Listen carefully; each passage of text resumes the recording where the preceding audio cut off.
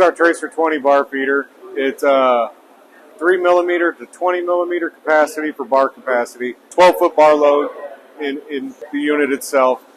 Touchscreen here, so you can set up your part, no problem, due to part length, size. Has these pretty neat LED lights along the side of the machine.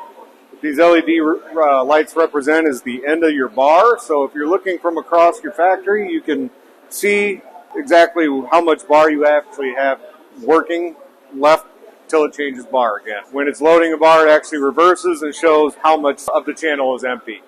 But then once it starts in automatic mode, it switches back and you can see the end of your bar. So a 12-foot bar, these LED lights would extend all the way to the end of the bar feed system itself. We've also have anti-vibration on the machine. So we have anti-vibration coming out here as well as at the back of the spindle with some fingers, wheel fingers. So that gives you more rigidity. So you have 2-3 spots because it's also pusher collet encapsulates the back of the bar itself.